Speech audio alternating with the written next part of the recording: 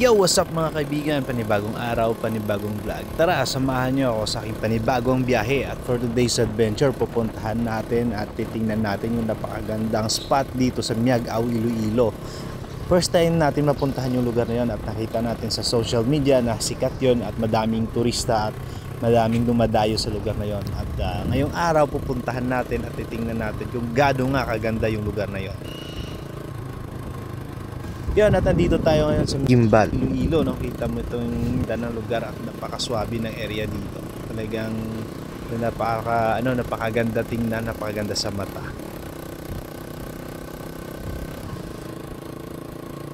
Maganda yung bakod dito, pinasadya talaga yung bakod dito. At madadaanan mo dito yung Vanishing Mansion dito sa Gimbal. Sa Gimbal. Ito yung may white lady daw. Yan. Ayun, almost 2 hours din yung biyahe papunta dun sa spot na pupuntahan natin at magka-camping tayo doon. Magsuspend tayo ng gabi doon at may tent tayong dala, motor natin at konting chibug, no? Magsuspend tayo ng overnight doon. So titingnan natin kung kaya ng motor natin paakyat doon at titingnan natin yung napakagandang spot. Andito na tayo ngayon sa Miagao, Iloilo. Bali dito, nagkamali tayo ng daan, mali yung tinuro ng Google Map. Pinadaan tayo dito sa lumang daan, yun saan tayo makakatawid ng ilog. Yan sa dapat doon sa may church banda, mas mabilis at mas maganda yung daan doon. Pero mali yung tinuro ng Google Map. Na ilang minutes din yung nasayang natin, rough road pa.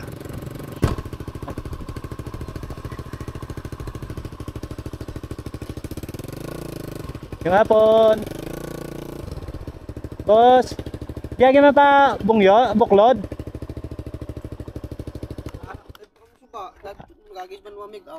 Ada na maagi. Mas kaya tudlo ka mapa mo. Pero sa banwa mas dali to dalan. Mas dali ang taway pa. Ay, okay. Laktad lang mo suba sa may bukawi dulog ka mo. Pag dog sa mapatukuloan yung buto ka pan. Ay, okay. Pero rapid dum lang lagi no. Dabaw na suba, di man baha. Gila. Ingat.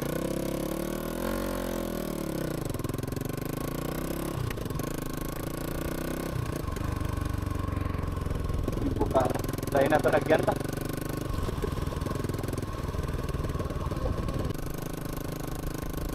Yun, talagang adventure. Ito, may mga off-road pa tayo dito. Dapat doon tayo sa bayan dumaan at dire-diretso na yung daan. Mali kasi tinuro ng Google Map. Yan, at may makikita tayong ilog dito. So dalawang beses tayo tatawid ng ilog papunta doon sa highway ulit. Sa kabilang road. Palpak yung Google Map natin. Dire-diretso lang tayo hanggang marating natin yung ilog. Ito na yung ilog mo. Kaya isang ilog naman to pero malawak na ilog at dalawa yung madadaanan natin dito. Parang nagway lang na ilog. Okay na din, may konting thrill na din yung biyahe natin. May adventure pa tayo, may river crossing pa tayo. River crossing tayo dito. Yan, mabuti na hindi mataas yung tubig. May hanging bridge doon pero baka sasayad yung mga side panniers natin. Dito na lang tayo dadaan sa ilalim, no? Sa baba, sa ilog. Nagsala. Nagtalang ka mo? Oo. Pagwa mo dire. Patuo ka. Nagsala ko, abot kami to sa babaw. Diretso lang. Mga ano nga barangay sa Mabayan? Or Man ano to ka barangay ang simentado da nga last bala. Ate dalo agdom to. Dito kami kaabot. Dire lang pagwa mo na da sa pagwa mo highway. dyan sa highway? Patuo ka lang. Totoo, pero kung magbalik kami diretso lang kami dito. Diretso lang ka mo. Mas tawhay dalan da no. Kung magpuli na kamo, halin kamo sa babaw to, dire-diretso lang kamo, lapos na kamo da. Lapit naman pagwa to, lapit naman lang no. Malapit na lang dyan na magwaan. Pero kung halin dyan sa guwaan, pakadto sa babaw, layo pa. Layo pa man. Layo pa man, sige na. Kuha na 10 minutes. 10 minutes pa man, sige. Yan, at this point, diretso na tayo paglabas natin dito sa ilog. Liko tayo pa right side at dire-diretso na to hanggang marating natin yung spot na pupuntahan natin. Yan, sayang kung doon tayo sa bayan dumaan, dire-diretso na sana yon at hindi na tayo nagtiis dun sa malubak at maalikabok na daan. Kung bago ka lang dito sa channel na to at kung nagustuhan mo yung content na to, huwag kalimutan mag-like, subscribe at pindutin yung notification bell button para lagi kayong updated sa mga bagong uploads. Yan, malapit na tayo sa spot natin, konting tiis na lang at may madadaanan tayo ditong mga landslide area. Ito, landslide prone area, malalaking tipak ng bato galing sa taas pababa.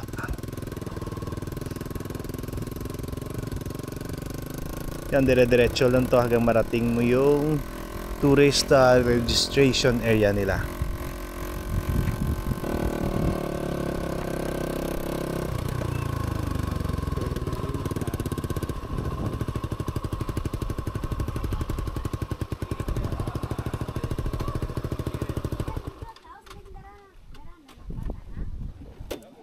Sige, na.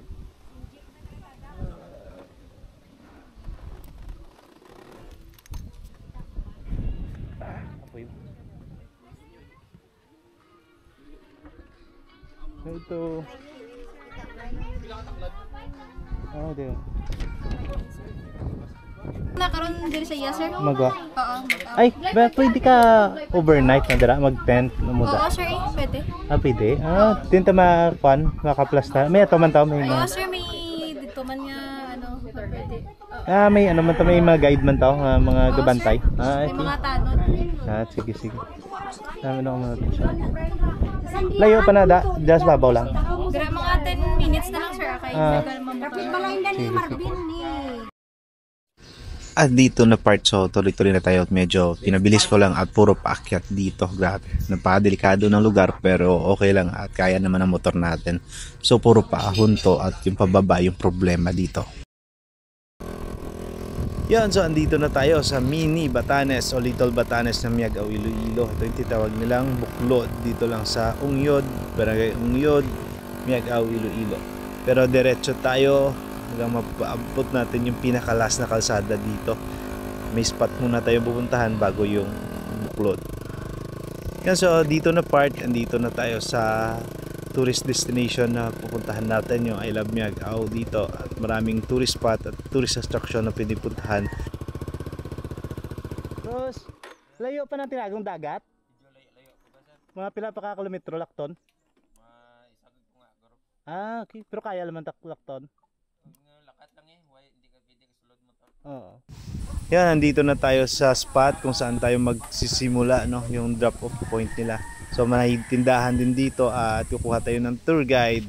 Pasama tayo sa tour guide paakyat. Pupuntahan natin yung Danao Lake, yung tinatawag nilang tinagong dagat. So may lake doon sa taas ng bundok at pupuntahan natin yun.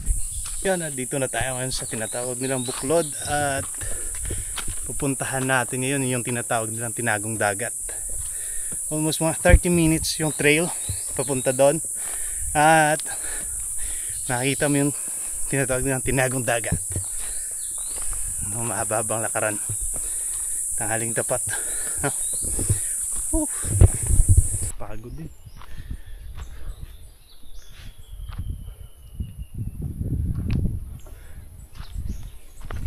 Yan, so almost mga 20 minutes na din kami lumalakad at di pa namin narating yung tinagong dagat na mula doon sa sa mga tindahan doon sa Buklod papunta dito.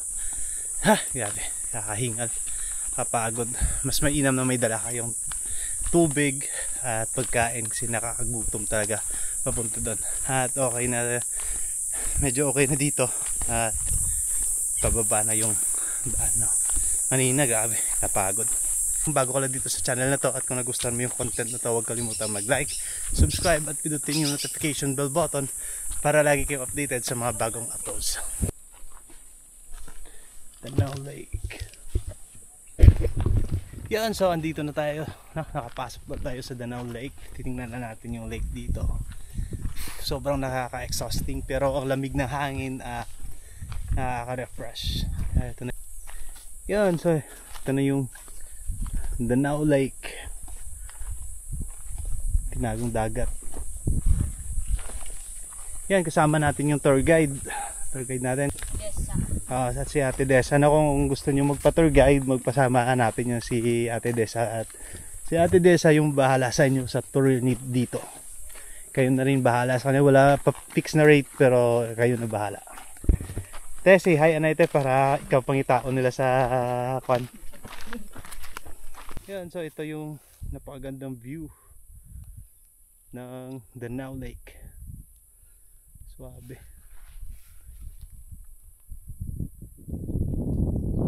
Suabe no? Suabe.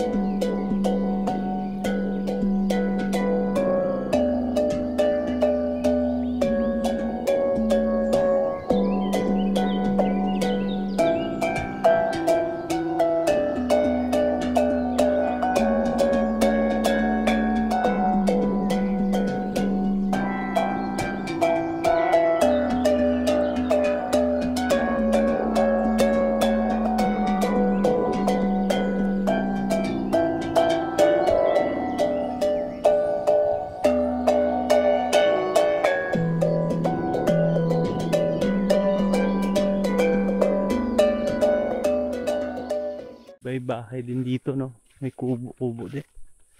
At may CR. Kung gusto mo mag-CR, kuha ka ng tubig doon at gamitin mo pang CR. Pwede ka rin mag-camping dito, no? May tent kang dala pwede at meron din doon sa taas yung nakita nyo kagina sa drone shots. Yun yung magandang campingan doon. Dito pwede ka rin mag-stay overnight camping. Basta number one, ano dito, yung pinaka number one rules, huwag magkalat ng basura, no? Bring your own kalat at may no smoking, no vaping site dito. At tayo na rin yung mag-adjust sa sarili natin na huwag tayong magkalat dito para ma-maintain at ma-preserve yung pagka eco-friendly, nature-friendly ng lugar. Napakaswabe, napakaganda. Yan, so balik na tayo dun sa baba at titingnan natin yung napakagandang view doon. Let's go! Yan, at nakita nyo, nasaksihan nyo kung gaano kaganda yung Danao Lake. Yung lake sa tuktok ng bundok, no? Grabe. Parang natutulog na bulkan. Yan, so ito makikita mo yung, dito ma-appreciate mo yung view ng Little Batanes ng Miagao. Grabe. Yung same vibe sila ng ng napunta natin last time, yung Biao, no? Hermit Mountain. Pero dito, hindi siya ganun katataas. Pero grabe napaka-stiff ng kalsada papunta dito. Iniiwasan dito yung mga motor na automatic dahil maraming aksidente na cause lost brake. At mas prefer nila yung may clutch na motor at makaka-engine brake ka dito. Yung mga semi-auto or manual na motor. Grabe, ang ganda, napaka-solid, napaka-swabe ng view dito. Mini Batanes ng Iloilo. Grabe. Napakaganda. Swabe. Doon sa buklod na yon, doon tayo magka-camp, doon tayo mag-chill mamaya. No? Tatayo tayo ng tent doon at mag-suspend tayo ng night natin doon. Grabe, ang ganda, ang swabe talaga. Highly recommended sa gusto mag-chill, mag-relax at mag-unwind. Pero dapat secure muna yung brakes niyo bago kayo makyat dito kasi halos puro pag galing kayo dito sa taas, puro pababa na to at talaga nakaka-lose ng brake yung daan dito. Grabe, ganda, ang swabe ng lugar. Talagang mapapawaw ka, no? Talagang nakaka-amaze lalo na pag maganda yung panahon. Butin lang hindi mapulan. Andito na tayo sa tinatawag ng Buklod. Napunta natin yung Buklod. Yan, welcome to Buklod. Batanes. Little Batanes ng Miagao, Iloilo. Buklod. Ito yung Buklod.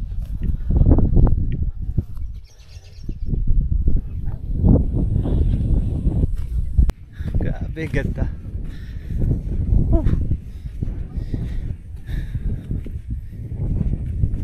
sobrang lawak. Makita mo dito yung Miagao papunta ng hindi ko na alam kung anong lugar yan. Basta grabe, napakalawak, napakaganda, napakaswabe. O sa Ilonggo patahom-tahom gid.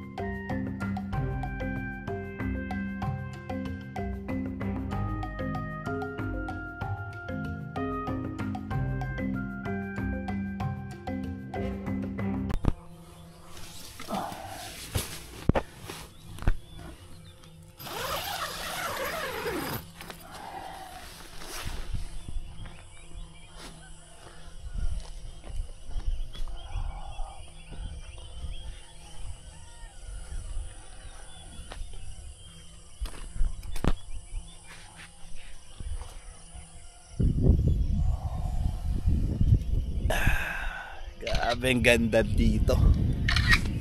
Yan, napakaganda, napakaswabe ng view. At kumukuha tayo ng time-lapse, hyperlapse ngayon gamit ang drone natin. At talagang nakaka-amaze yung morning dito. Today's video, natapos na yung adventure natin dito sa tinatawag nilang Buklod. At sobrang swabe ng adventure. Tapos na yung adventure natin dito sa Buklod. So napakaganda, napakaswabe ng adventure natin at talagang nakaka-amaze, no? So kung bago ka lang dito sa channel na to at kung nagustuhan mo yung content na to, huwag kalimutan mag-like, subscribe at pindutin yung notification bell button para lagi kayong updated sa mga bagong uploads. Hanggang sa muling pagkikita. Ciao!